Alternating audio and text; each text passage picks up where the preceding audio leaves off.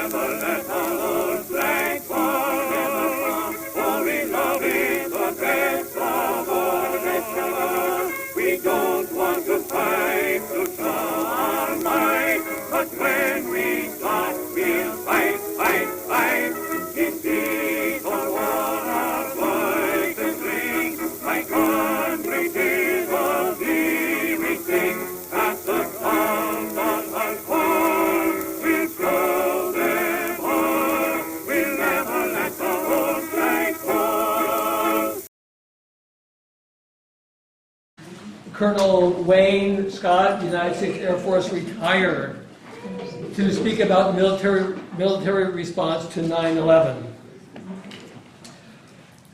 Wayne served for 29 years as a communications and computer systems officer in the United States Air Force. And his Air Force career took him on different assignments at 11 different locations. If I have any of this wrong, you can blame the Raytheon website where I got this bio from you. So. They got it from me, so it's probably He had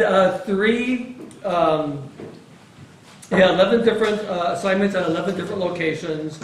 He had 3 tours as a squadron commander where he was responsible for the morale, the welfare, and discipline of up to 500 personnel.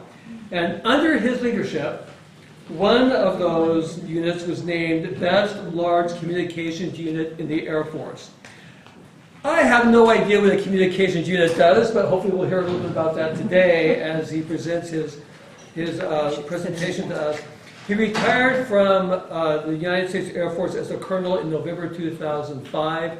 He then spent 14 years in his distinguished career at Raytheon Corporation. Around here, he's known best as Cindy Scott's spouse. They have been married 51 years, which is a great accomplishment, so congratulations on that. So without further delay, thank you so much for joining us today, and the stage is yours. Okay, Mike, thank you. Yay. Well, there's so many things I could talk about from the bio. But first off, I would say I'm amazed that so many of you had nothing to do on a Tuesday afternoon. So thank you for being here. Some of you have probably heard some version of this presentation before.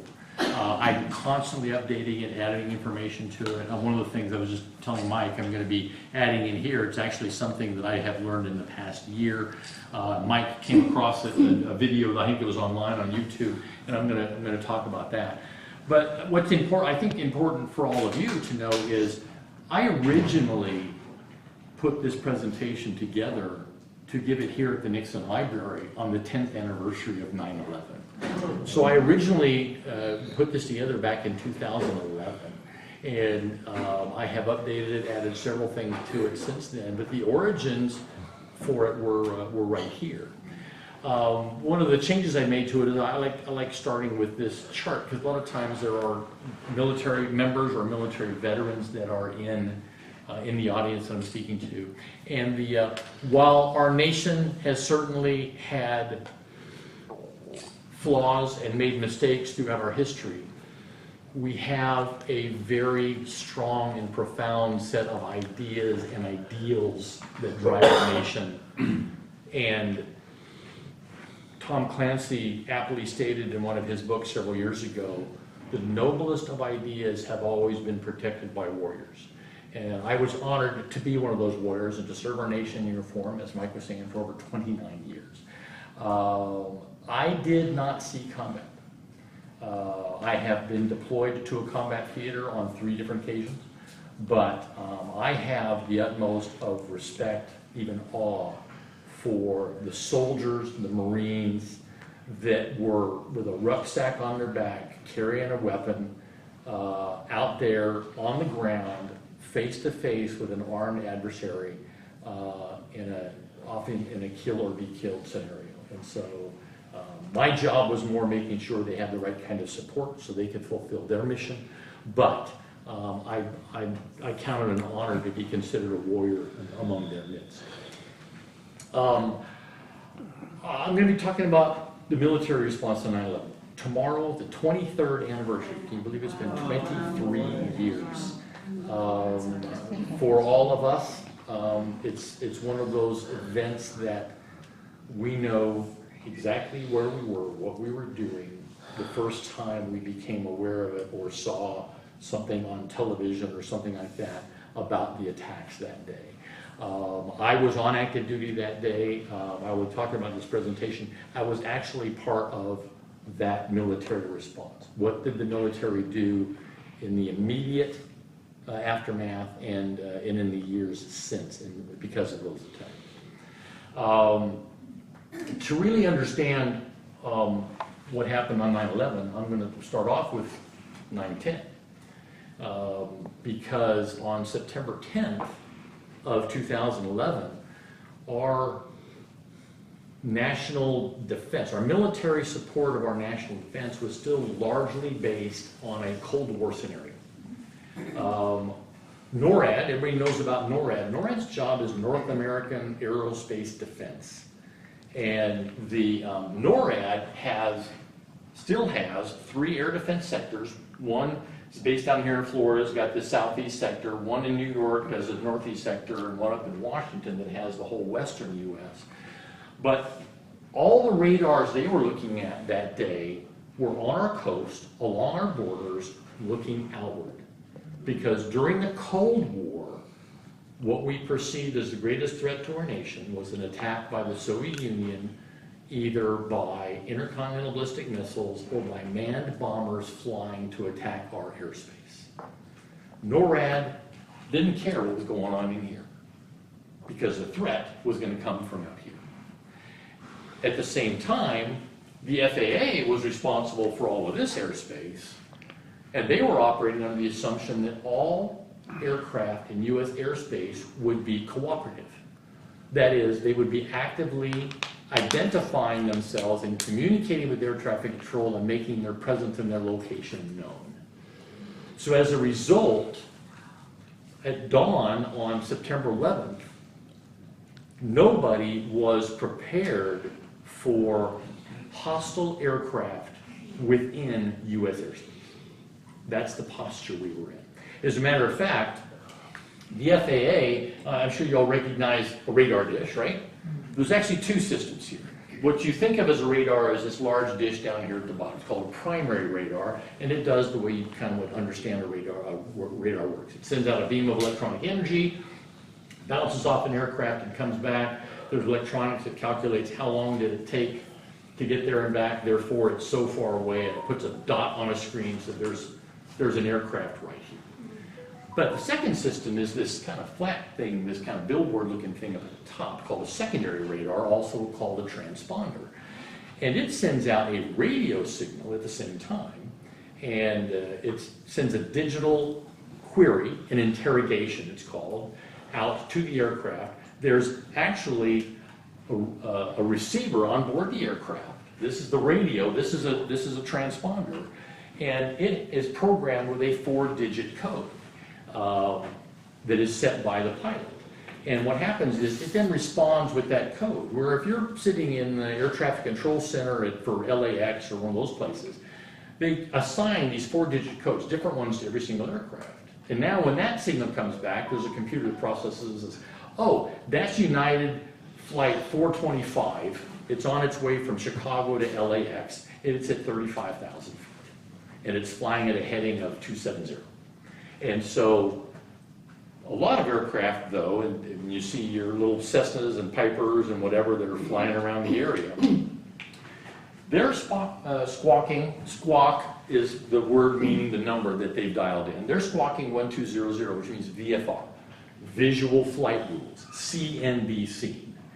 It's simply, you're just simply saying, I'm out here, you should be aware of me, but they're not under direct control of air traffic control. Yeah, if you have some kind of emergency, hijack, your radios are out, you have some kind of a engine failure or something like that, you dial in that code, and that alerts the air traffic controllers to the fact that there's an emergency situation we need to deal with here. And so, as a result, since the FAA was assuming that everybody in U.S. airspace was cooperative, they turned these off. The radars were not even working. They hadn't been working for years because everybody was telling me who they were and where they were. So what do you suppose happened when the hijackers took over the aircraft the morning of 9/11? Off, on, standby. Click. They turn this box off. No response. This is off. The aircraft disappears from the radar screen. They had no idea where they were. Boom, they're gone. They just disappeared. Now, this is the start of the timeline from the morning of 9/11. American 11 departed Boston at 7:59. United 175 left Boston, both bound for LAX, 15 minutes later. Just a few minutes after that, American 77 left Dulles Airport on its way to LAX, and about 20-something minutes after that, United 93 left Newark, bound for San Francisco. All aircraft bound for the East Coast. Why did they choose those? High fuel loads. They knew they were going to crash them. They wanted to do maximum damage. They were looking for something that would cause a large explosion. So they picked aircraft with large fuel loads because they were planning on flying all the way across the country. Now, so you go from less than an hour, all four of these aircraft are airborne, and we don't know anything about it yet. Now, American 11 takes off at 7:59 and flies out this way. You can see these flight paths were generated months after the fact using some very, very detailed computer analysis of radar data to try to figure out, okay, where were these aircraft? Because again, they pretty much disappeared off the FAA radars. But American Flight 11 was hijacked out in this area, and the terrorists turned it around and started flying it south toward New York. The FAA air traffic controllers heard a broadcast that thought maybe the aircraft was hijacked. First thing they did is call the aircraft, American 11. No response, no response. And so the next thing they did was call NORAD and said, I think we got a hijacked aircraft. Can you launch some fighters to go check it out? Fighters were launched out of Otis Air National Guard Base in just outside of Boston.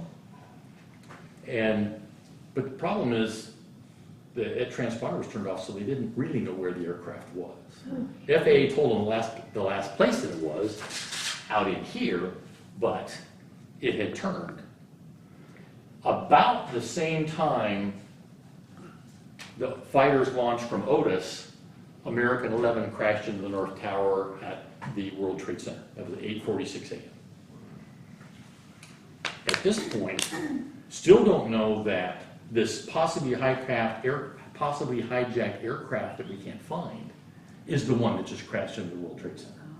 No recognition that it's the same thing. The fighters are heading off in this direction to go to try to find where did this aircraft go. It's down here and it's just crashed into the World Trade Center. I was on duty at Langley Air Force Base in Hampton, Virginia that morning. And I was running an organization that was responsible for some software development. And I was having a conversation with a couple of my staff about the work we were doing. And one of my master sergeants came in and said, hey, we just heard on the radio that a plane crashed into the World Trade Center. Can we turn on the TV in your office? My office was a group of buildings or offices that were built inside an old hangar right on the flight line at Langley Air Force Base. And I had the only TV in the building was in my office. So I said, sure, go right ahead. So they head off down the hallway to my office. I continue my conversation. I finished that up. A few minutes later, I head down the hallway, and I'm trying to figure a plane crashing into the World Trade Center. Must be an overcast, foggy day, poor visibility.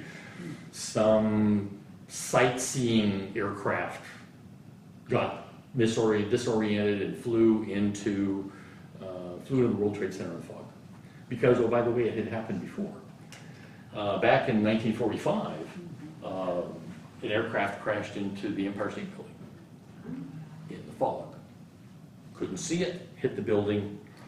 And so I'm expecting to find it. Well, I walk in, there's 3 or 4 people now in my office watching television. I walk in, and here is this crystal clear blue sky, bright sunny day, visibility miles and miles and miles. Huge hole in the side of the World Trade Center.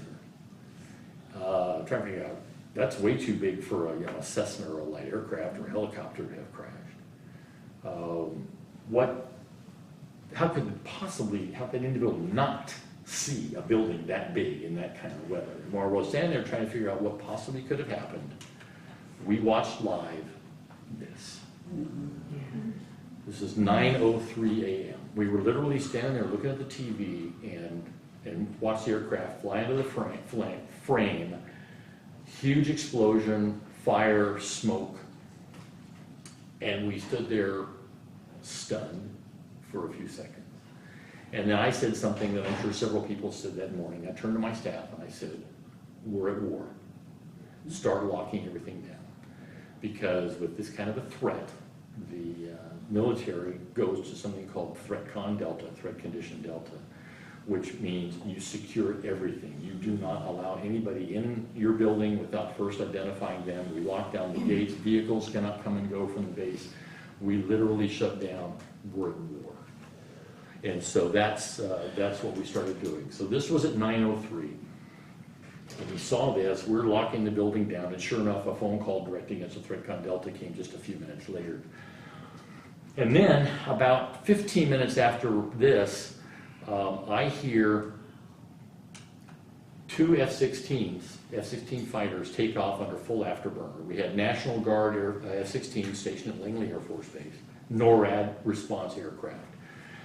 Turns out that was at 9:24 a.m. And they were launched because they were told they believed there was a threat to Washington, D.C. They launched at 9:24. The flight crashed into the Pentagon about 10 minutes later. They didn't even get there. But that's who they were going after. Now, I put 2 different times on here because 9:24 is when I heard the aircraft take off from Langley Air Force Base. Well, while this is going on, somebody from the Secret Service called the Air National Guard wing at Andrews Air Force Base, just outside of Washington, D.C., and said, the nation's capital is under attack. Whatever you have, launch it now. And 2 pilots, one lieutenant colonel squadron commander, the other one a female fighter pilot in that squadron, ran out, got in the first 2 aircraft that were available, and took off. The aircraft were armed with training munitions that were for shooting targets and things on a range on the ground. I don't know if any of you are firearms users. We talk about ball ammo usually is something you use for target practice. These aircraft were not armed. The ones that launched out of Langley Air Force Base, where I was, had AIM-9 air-to-air missiles. The ones that launched out of Washington, D.C. did not. They had 500 rounds of training ammo. Squeeze the trigger on the gun on an F-16, 500 rounds are gone in about 5 seconds. So that's how much ammo they had. They take off. First off, the aircraft launched from Langley and the aircraft launched from Andrews did not know the others were up there. Which was part of the issue was the Secret Service told Andrews to launch the aircraft when this is really a NORAD mission. So NORAD thinks they're controlling everything, and all of a sudden there's 2 aircraft there that they don't even know. But the aircraft that came out of D.C., they're up there and they're literally talking to each other on the radio, and they said, well, we can't shoot down an aircraft. We don't have the right armament to do that. What are we going to do? And they literally had a conversation, and this was captured initially in an article that was in Aerospace Week magazine on the first anniversary, September of '02. And this was the video that Mike saw. It's available on YouTube. The pilot in the second aircraft, her name was Heather Penny, call sign Lucky Penny. And they were literally talking to each other about if they in fact found an aircraft that was en route to crash in DC, that they were going to roll their aircraft 90 degrees and try to take the wing off with their own wing to take the aircraft down, because they couldn't shoot it down. And hopefully they would be able to eject and live through that. But they were both willing to sacrifice not just their aircraft, but their lives to defend our nation's capital. And fortunately, it did not come to that, but they were prepared to do it. And Heather Penny actually did not allow her name to be even associated with that story for several years. As a matter of fact, the article was written in September 2002, simply referred to her as Lucky. Wouldn't even give her name. But that's one of the ways that these dedicated military personnel were willing, what they were willing to do to defend our nation that day. So again, launched out of Langley at 9:24. American 77 hits the Pentagon at 9:37. So first two crashes were in Washington, D.C. This is now in, first two crashes were in New York. This is now in Washington, D.C. Now it's like, okay, how big is this threat? How many aircraft are out there? We still did not know. There's a famous military strategist named Karl von Clausewitz, who wrote a book back in the 19th century titled On War, read by everybody who studies military strategy around the world. And he coined a term called the fog of war. Fog of war means there's a lot of doubt and uncertainty during a military conflict because of information that is not flowing or is incorrect or gets garbled in transmission.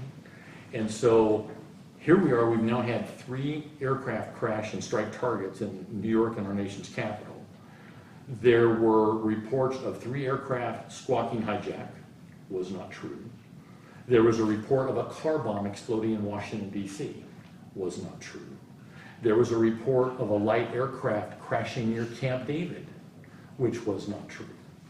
So the fog of war loomed very large that day as people were just reacting. What's going on? Anything they heard at all, they reported it, even if it didn't know if it was true or not. But every one of those incidents had to be checked out and investigated and then planned, is there a military response? And so you've got a lot of response forces kind of going in different directions, in addition to fighting the fires and rescuing people at the 3 sites that we knew about. So now we're in the midst of this thing, and the FAA, I can't remember, I should know the individual's name, but there was an individual at the Air Route Traffic Control Center in New York who wasn't a very, very senior person. He said, that's it. We need to clear the skies. We need to get every aircraft on the ground because we don't know who's a threat and who isn't. So they started off at 9:25, no more aircraft could take off. A few minutes later, they told all aircraft inbound across the Atlantic into the U.S. to divert to Canada because they were not going to be allowed to land in the U.S. And then just a few minutes after that, the FAA said, everybody land. Not land wherever you're going. Land at the nearest airfield to where you are right now. Get out of the sky, get on the ground. 4,500 aircraft. That took 2.5 hours, which sounds like a long time. This is how many aircraft were airborne at the time the first American 11 took off, okay, 8 a.m. This is 3,000 aircraft. Okay, 50% more than this was in the U.S. airspace at the time the FAA said, everybody on the ground now. Every one of these yellow dots is an airplane. Obviously, it's 8 a.m. on the East Coast, it's 5 a.m. on the West Coast. That's why you don't see as much air traffic over here. But FAA says, everybody land, watch this map. That's what it looked like 2.5 years later. 2.5 hours later, excuse me. 2.5 hours later. Still 534 aircraft in the air, but most of them are here and down here. There were approximately 50 aircraft airborne in U.S. airspace at that time, all military.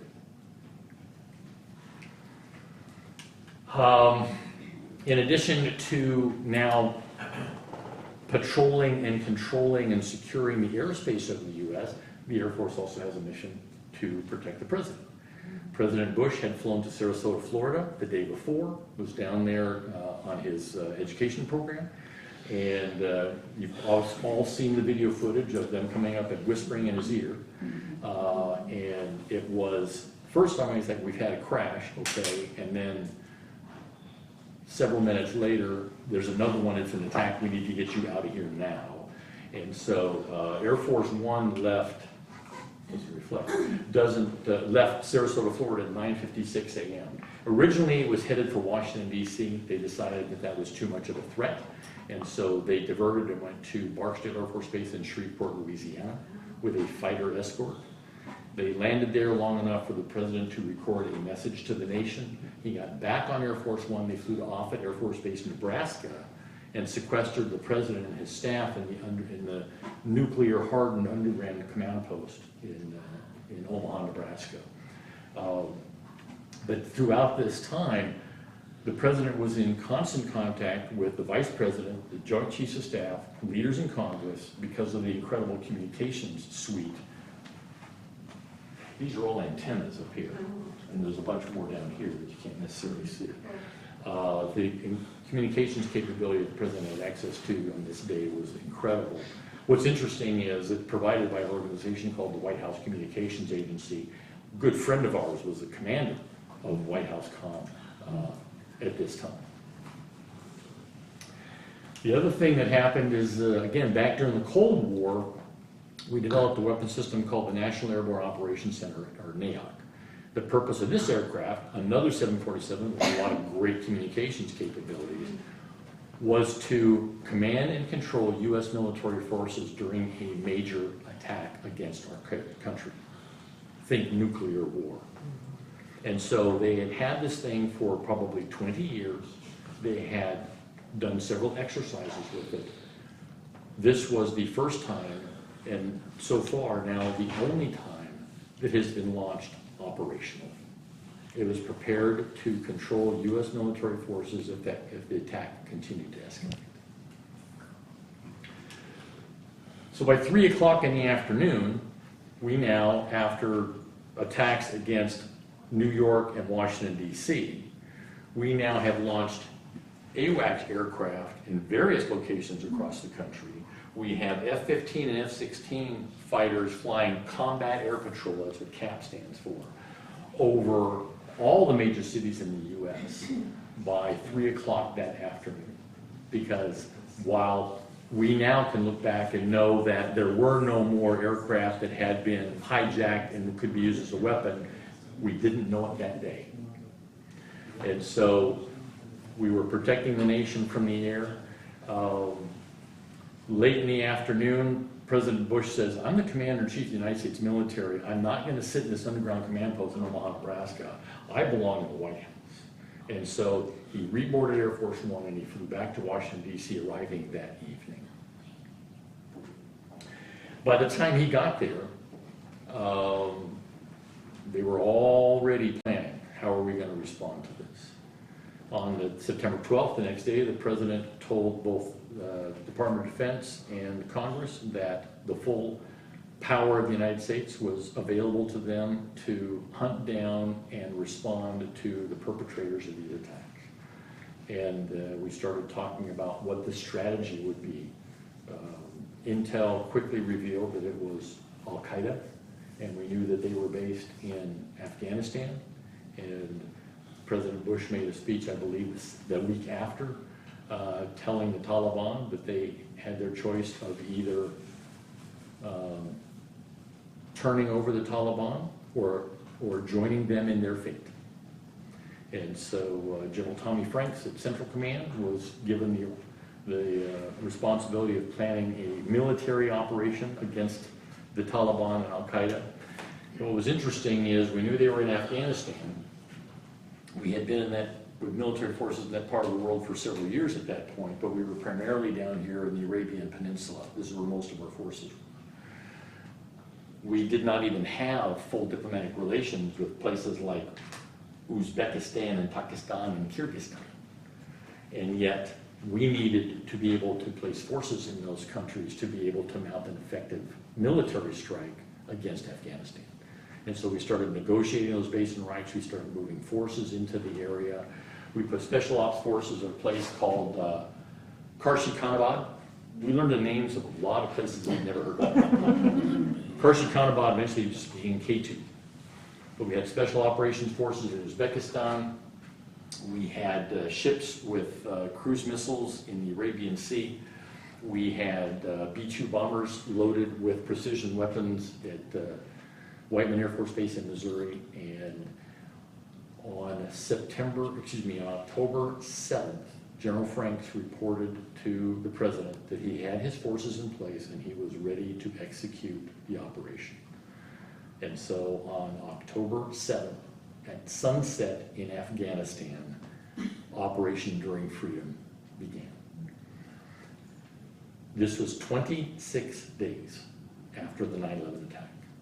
By comparison, when Saddam Hussein went into Kuwait and we moved our forces there, it took us 5 months to plan the initial strikes into Iraq. 6 months before we were ready to send ground forces into Iraq. 26 days. It was almost unheard of to be able to put together an operation of that scale in that amount of time. But it wasn't just about striking our enemies. We knew about the Taliban, we knew about al-Qaeda, but we know under the harsh regime of the Taliban, there was a tremendous refugee crisis going on in Afghanistan at the time. And millions of refugees have been displaced. And we started striking targets the night of October 7th. We started dropping humanitarian aid 2 hours after the first bombs fell. We dropped a C-17 cargo aircraft, left Germany on a 22-hour, 6,500-mile mission to drop 35,000 ration packs the first night, because we wanted to make sure we were helping the Afghani people who had been facing that oppression for several years at that time. And so this is October 9th. Okay, this is only the third day. The triangles are targets that we struck that day. This is where we were dropping humanitarian aid that day. We continued to drop humanitarian aid for the first few months, dropped 2.5 million ration packs, wheat, blankets, cold weather clothing, all the things that they were going to need to get through a harsh Afghan winter. So we were doing that at the same time we were striking the military targets. Back here at home, when we were stationed in Germany in the late 1990s, one of the things that struck me there is anytime we went to an airport or a train station, there were uniformed armed military with fully automatic weapons patrolling those transportation nodes.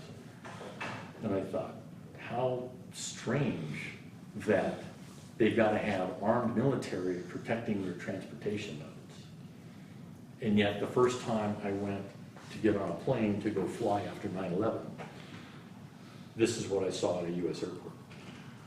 The National Guard across the nation had been activated specifically to provide that very thing. Uniformed military, fully automatic, loaded fully automatic weapons, patrolling airports, train stations, other major transportation hubs to make sure that not only would our adversaries know we couldn't do this again, but the American public needed to be assured that they could go into this transportation system with the full confidence that they were going to be safe.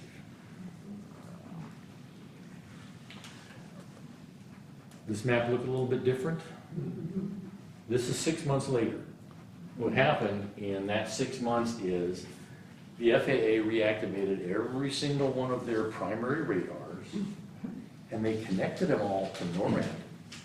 So not only were they using those radars for traffic control, but that the military, NORAD, the Air Force, could have full visibility of all U.S. airspace. We also added most of these locations, these radar sites, had civil aviation operates on different radio frequencies than military aviation.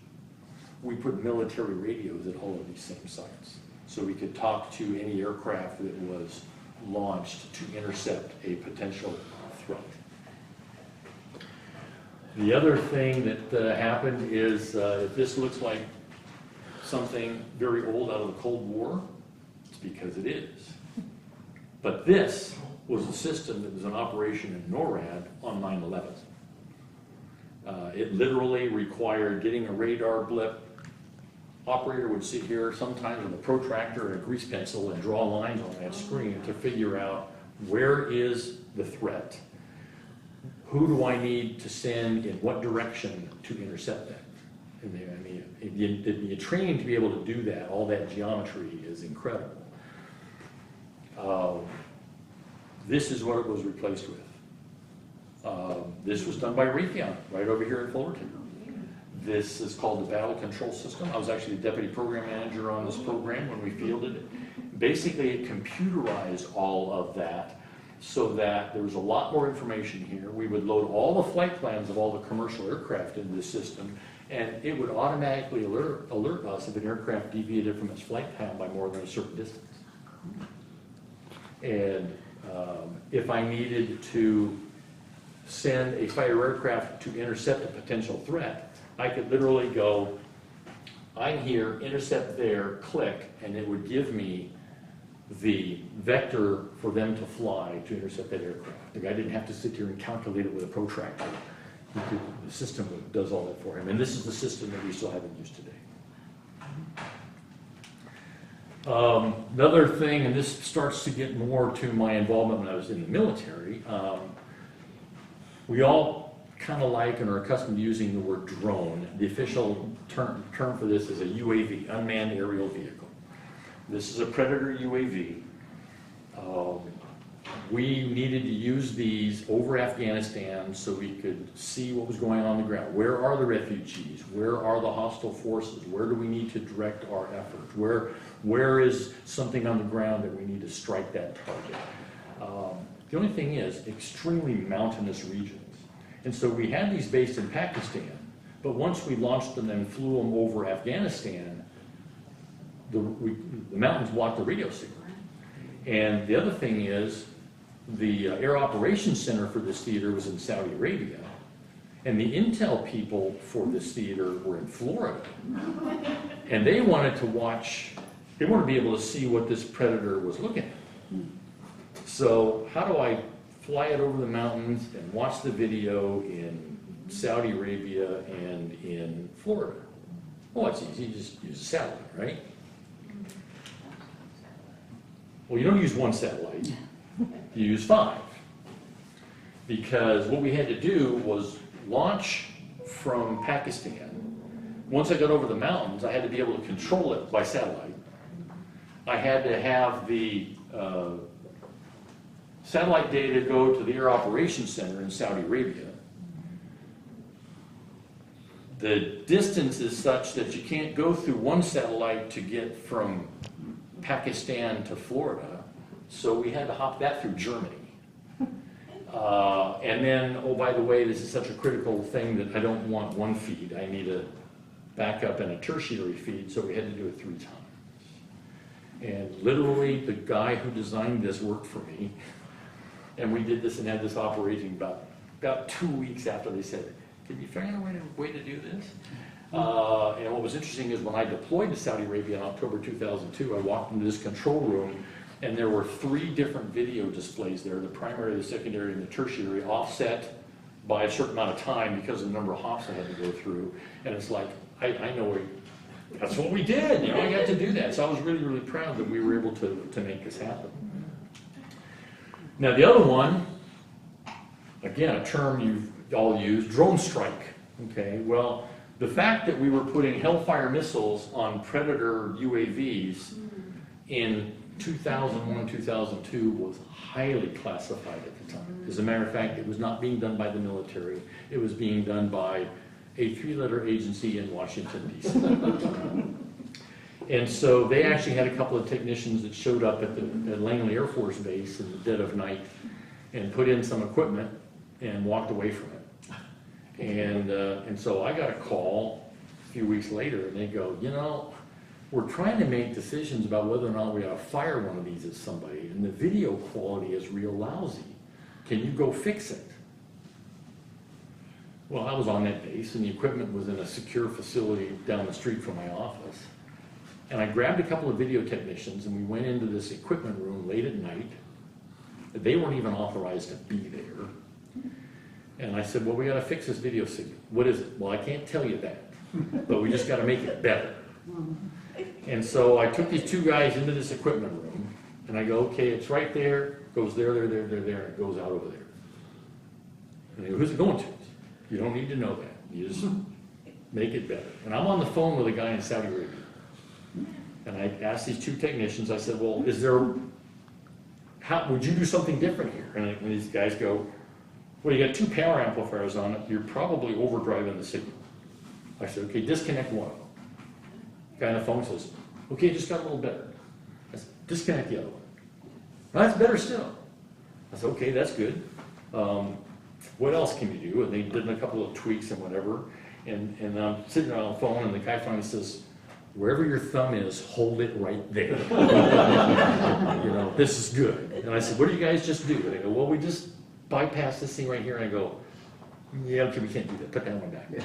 So, but we did end up with a much improved video signal that they could, in fact, accurately see what was on the ground in Afghanistan and make decisions about whether or not they were going to fire one of these at it. What was interesting is, I need to put that back in the presentation. I actually have a photograph of an Army general and 4 or 5 guys on his staff in a tent looking at a video screen all cheering because they thought they killed Osama bin Laden that night using this system. And turned out that it was some other tall terrorist in a white turban that went and met Allah that night. But it turned out it was not Osama bin Laden. But because of my work on that, this 3-letter agency gave me a challenge coin. I've got a bunch of these. If you're not familiar with challenge coins, I won't go with all the detail about what you do with the challenge coin, but they're used to recognize your participation in certain operations or being part of certain organizations. What's interesting on this one, again, you can see it's got the Pentagon, the flag, the Twin Towers, and a reference here to Flight 93. But what's interesting is what they put on the back, because it says, never mind, we'll do it ourselves. Because that's what this 3-letter agency said. Don't worry, we'll take care of this. Kind of looking back, okay, on 9/11. Nearly 3,000 victims. You can see how they're broken out there. Not all Americans, mostly Americans, but actually from 102 different countries. There were a lot of international people that were working or visiting the World Trade Center that day. It is a World Trade Center. And so those were the deaths on 9/11 in New York, the Pentagon, and aboard the aircraft. Since then, most of us know about Afghanistan and Iraq as enduring freedom and Iraqi freedom. The fact is, those operations ended more than 10 years ago. There have been follow-on operations that have happened. The only one that's still ongoing is Operation Inherent Resolve, and that's the U.S. military presence over there dealing with the threat of ISIS in Iraq and Syria. The numbers in red, I put those because these numbers here went up in August of 2021 with the terrorist bombing at Kabul airport. 13 killed, 24 wounded that day. And that was 3 days later. I think it was on August 26th. August 31st was officially the end of Freedom Sentinel. Okay, we're done. We declared victory and went home. The reason I put these numbers here for inherent resolve in red is because those numbers increased this year. Okay, this is through August. There were killed and wounded in Syria in January, and there were another, I believe, 10 that were wounded in Syria last week. So this is still an ongoing operation, and you can see the numbers here. We've lost over 7,000 killed and over 53,000 wounded in the 23 years that we've been over there. The ratio of wounded to killed is a lot higher now than it was in past wars. And it's because of some of the things that we learned fighting in this environment. We now have emergency and trauma doctors very, very close to the front lines, so that when someone is wounded, they're getting medical care a lot sooner, a lot more rapidly.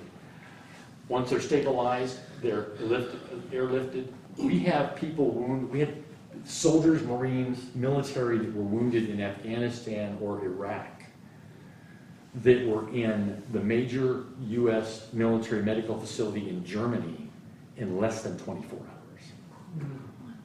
hours. Because we had set up not only the care in the field, but the transportation to get them more advanced care as rapidly as possible, which is why, 53,000 wounded is horrible, but a lot of them would have died otherwise.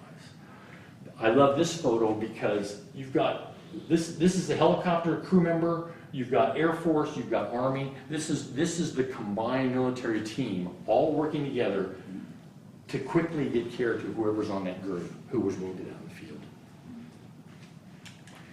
field. Tactical combat casualty care.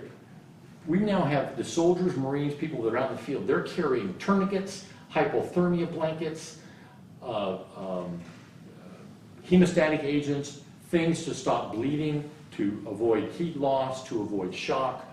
Out in the field, we've got portable CT scanners and specialized team and emergency dialysis, all these kinds of things so we can get care to these wounded military much more rapidly. The amount of medical training that every soldier, Marine, sailor, airman going out in the field gets so that they can provide care to a wounded buddy is, they're not like a medic. We still need medics. But there's a lot of care that's immediately available because every single military out in the field is prepared to provide that kind of care. When we launched the F-16s in the morning of 9/11, they were the first sorties, first aircraft flying in an operation that became known as Noble Eagle, which is the Noble Eagle is the U.S. military operation in support of Homeland Defense. 65,000 sorties now flown to date. That's an estimate because there's so many of them, they don't even publish the numbers anymore. Over 2,300 responses to some kind of an aircraft. There's a threat here, we can't properly identify it. We're going to launch and go check that out. Came up with a new term, National Security Special Event. Anytime there is any event where there are a large number of people assembled, that is a potential target for an adversary. Inauguration, the Super Bowl, the Rose Parade, the National, the World Series, those kinds of things. We have aircraft, airborne, providing combat air patrol over those events. This is still an active operation. We're still at war because the threat is still there.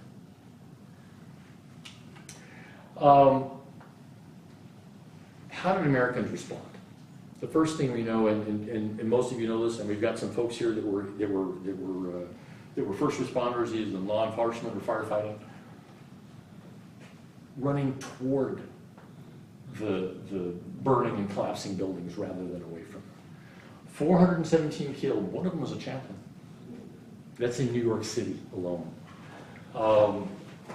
Incredible quote. This is from a book by Gary Sinise, Grateful America. I believe more good came out of September 11th than evil. John Bigiano.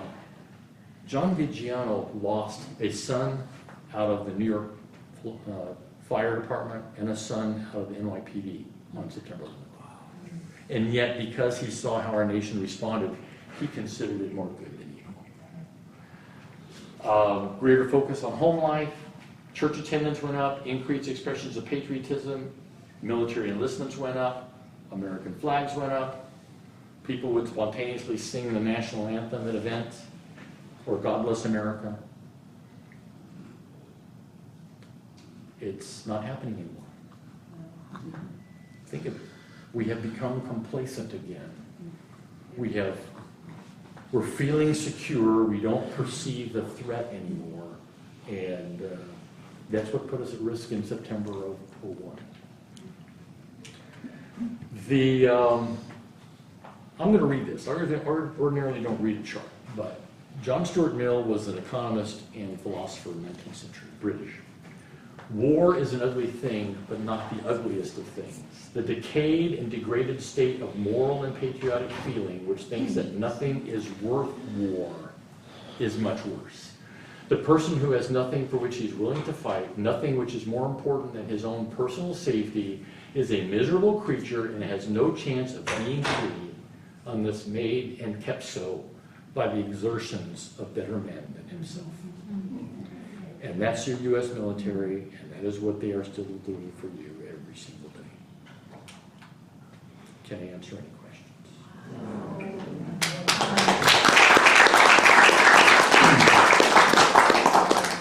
Yeah, Sure. that's a question.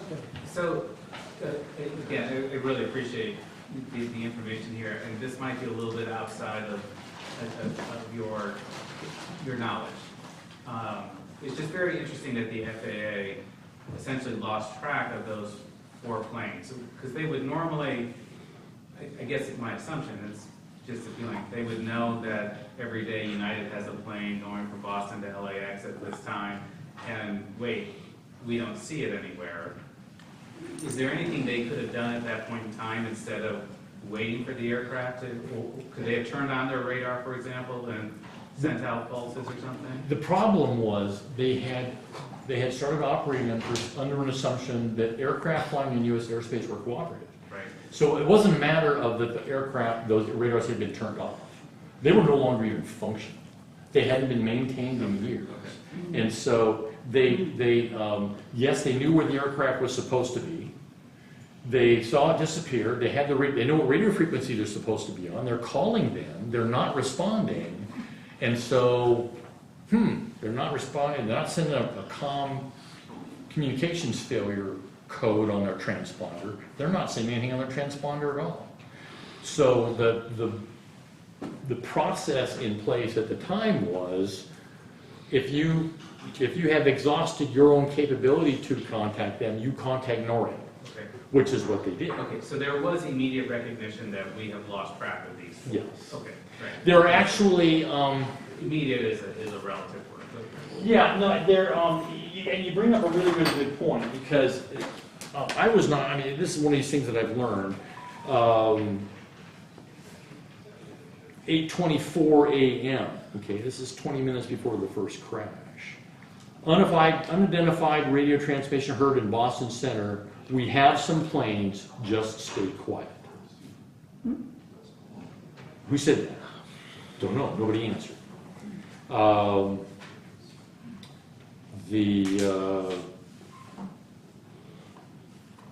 Okay, American 11 turns off its transponder.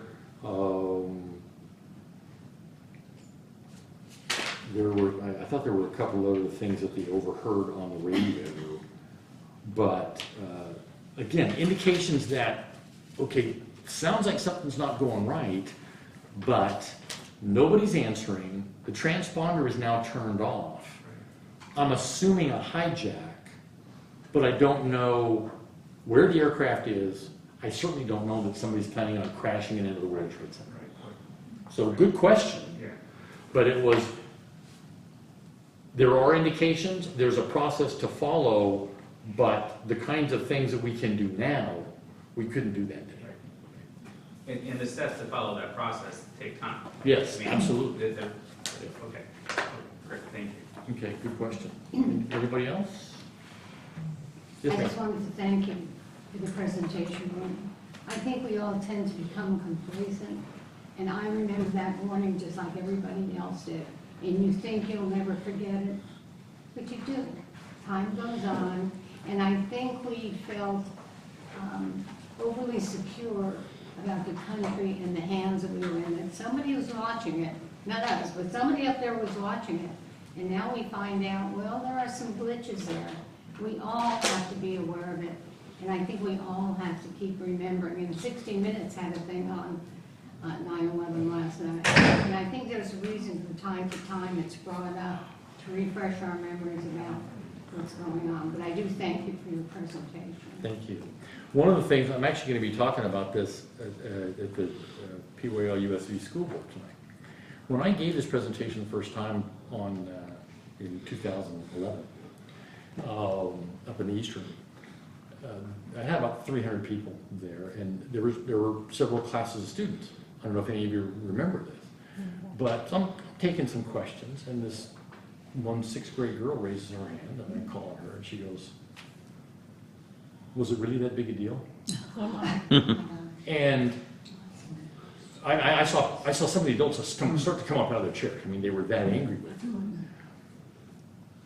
But when I was growing up, my parents would occasionally talk about their memories of when they first heard about the attack on Pearl Harbor. And I understood a historical event, but I had no emotional connection with it. I wasn't there. I wasn't born for another 12 years. And so really what she was asking was, I wasn't there. Help me understand how significant this was. And that's how I answered her question.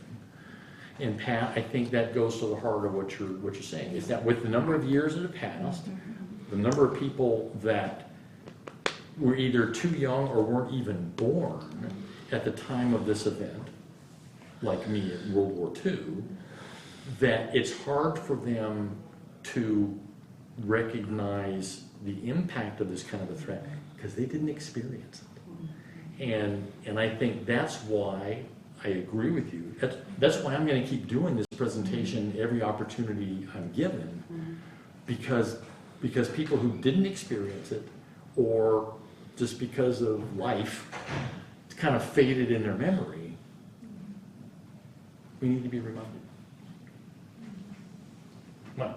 That's a really excellent point. My question is kind of unrelated, but you may have come across it. The whole thing about the transponders and knowing our system. And we all know the story of how they came here, they were able to go to flight school, all that kind of stuff. But have you come across any of the background in terms of how they got the idea to do this, in terms of like somebody, they had to know somebody who knew how our system worked, how there would be no threat. All you gotta do is turn off the transponder, it's no big deal. You know, do you have any background on that? Is there how they figured that out? Not really. Al-Qaeda had tried to bring down the World Trade Center several years earlier through a truck bomb in the basement that damaged the building, but they didn't understand the strength of the structure at that level, which is why somebody figured, well, we're going to crash something in it. It's easy for us after the fact to look back and say, oh, look, they were getting flight training. Some of them wanted to know how to take off the airplane, and when the instructor said, well, you need to learn how to land it too, and the guy said, I'm not worried about that. Well, okay. We now understand why, but at the time it's like, well, that doesn't make any sense. And so it's very, very difficult to assess what cues should we have picked up on. I've never, and that's a very interesting topic about what are the origins of the idea? Yeah. It's so out there in terms of anything that had been done before. And this gave me an appreciation for how much more sophisticated it was than I thought it was before as well. You really had to know how our system worked. Something as simple as you can't take a knife on an airplane, but you can take a box cutter. Yeah. It's like now we look back and we go, well, that's stupid. But Yeah. Who would use a box cutter or something? Islamic terrorists. Yes. So, on my end, I'm looking at this presentation and I'm thinking to myself, if I were a terrorist, I think I would have taken those planes and not gone to New York. I would have headed straight to Washington, D.C. And I'm curious, in your opinion at least, because I know you don't know the answer, you're not them, but why didn't they do that? Was their purpose really just to instill terror on the United States population, or was it to cripple our government, or what? Because I don't know why flying into the World Trade Center, other than being flashy, what was the point of that? I would have gone straight to the White House or straight to the Capitol building. If they're not suspecting that we're coming, that would have been a better way to take out our people. There are, in military parlance, there's two targets are in two categories. Counter force, I strike my adversary's ability to fight back, I strike their military. Counter value, I strike what's important to them. Hitting New York still is the economic capital of the world. And so to do a major impact on the U.S. economy while also doing major impact on our government's ability to function would be a devastating blow. And so I think that was the intent there. It wasn't just destroy our government, but destroy our economy. I mean, what happened to the stock market on the heels of this? Went down thousands of points, which didn't hold, but I believe that the reason they went after New York was because they were trying to damage our economy in addition to our government. That's my guess. And if the whole thing about the flashiness, if we remember how, even before 9/11, we knew about al-Qaeda a little bit, because some of their attacks that he did in other, like he did the bombings in Africa, they always did everything in twos. You know, 2 bombings at once, or 2 this at once, but the 2 airplanes, the 2 planes going into D.C., it was their calling card. And you know, there's still merely theories about United 93. Where was it at? Where was it headed? Was American 77 really going after the Pentagon, or was it intended for the White House? Those are all theories that we'll never know the answer to. But they clearly wanted to disrupt the ability of our government to function. More questions? This is a very naive question, but, so I'm a transponder, right? Yeah. This piece of equipment where you can flip that switch. Where is that? Is that where the pilot is looking? Oh yeah, it's on the instrument panel of the aircraft. It's on the instrument panel. Because what happens, if you watch movies, whether you have air traffic control or whatever, that you'll even hear an air traffic controller tell a pilot, you know, squawk 3957. And the guy goes, Roger, squawking 3957. And he turns the numbers, probably have a numeric keypad now, but when I flew light aircraft like that, it had a transponder just like that. And literally was, you turned until you saw those numbers. So it's on the instrument panel, it's within easy reach of the pilots. On commercial aircraft, there's multiple modes in the transponder. Okay, this is a code, this is called mode 3. This is a code that squawks identification. There's something that sends the digital signal of what's the aircraft's altitude. There's another that is what kind of aircraft is it? Is this a 707? Is this a 767? Is this a 787? And so when it squawks, it actually sends more than just that 4 digits. But that is the number that's used to identify, you know, what flight is this and where's it going? So the bad guy is coming up to the cockpit, and he knows all of this stuff, right? So he's going to challenge the pilot, the co-pilot. I don't know how he's going to get up there in the first place, and it doesn't matter. I'm just trying to put myself in the place of the pilot and the co-pilot when that technology is right there, and there's no way of stopping these individuals, because I'm assuming they have guns on them. You know, they've got guns to their heads. They had box cutters. They could not get a gun on the Oh, that's plane, what but they they had had. box cutters. The Okay. go back to the 1960s. I got an audience here that understands this. Okay, we had a lot of aircraft hijacked in the 1960s. They were hijacked and flown to Havana, Right, right? right. Well, if the pilot thinks somebody is trying to take over my aircraft simply because they're going to take us someplace else, Mm-hmm. okay, what's safer for the passengers? Okay, if you don't open this door, I'm going to start killing your passengers. If I do open the door, he's going to take me to Havana. I'm going to be there a couple hours, I'm going to refuel the aircraft, I'm going to come home, and I'm going to bring everybody with me, and so it's not that big a threat. The fact, again, of that they're going to use it for, crashing it into a building was not what was the expected threat.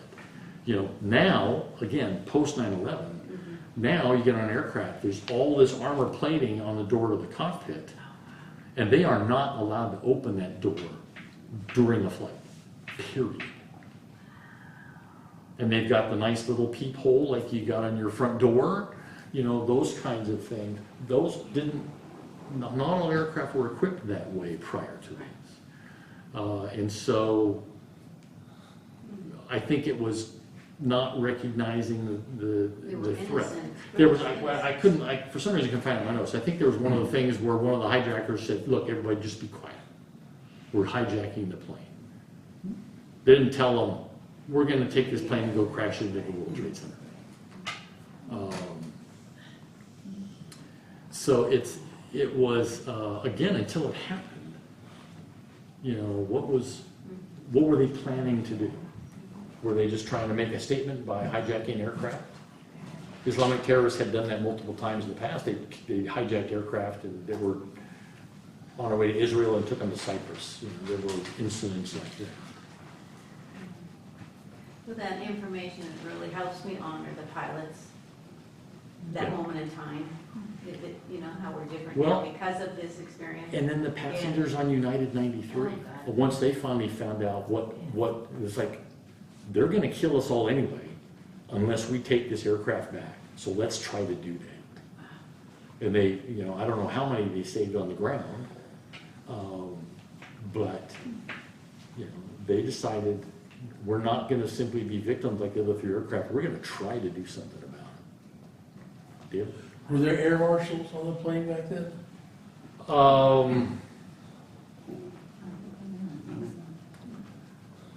I think they had started flying air marshals, but it was not near as extensive as it is now.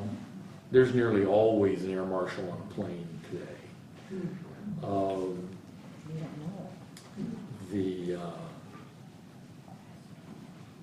I would assume there were not. I'd hate to think that the terrorists knew who they were and killed them first. That would be a serious security issue. I think it's something that has been largely, I think the concept was there and was used on select flights as opposed to as extensive as it is now. Can I make a comment? Please do. When we do honoring hometown heroes Yeah. in the past many years, one of the Gold Star, well, it's not really a Gold Star family, but Frost. Yeah. He comes to our honoring hometown heroes, and we honor his daughter because his daughter was on flight 93. No, she was on United 11. I mean, United They 11. hit So, the the, North Tower. yes, and so we honor him at honoring hometown heroes along with the Gold Star families. Because, you know, yeah. So, which we're starting again this year, by the way, honoring hometown heroes. Yeah, Yes. but yeah, it's Lisa Ann Frost Lisa Frost. from Rancho Santa Margarita. Mhm. And she had graduated college and gotten a job in Boston. Mhm. And was coming home to see her family. It was her first trip home after she'd started her job in Boston, and she was on a loser. I'm sorry, I have one more comment. Sure. Is that okay? So we're hoping, not just us, but the school board, that every school, like high schooler or late, like 7th, 8th grade, should hear this because none of them know this history. Like you said, they've forgotten. I mean, adults have. But the kids, the students don't know these facts. So that day, the 10th anniversary, when there were 300 students in the East Room listening to this, you know, that one student asked that question, did this really happen? You know? So it's just, I think, important for students who are in school today to have this information. I don't know what your timeline is. No, we're good, but do we have more questions? Let's thank Colonel Scott.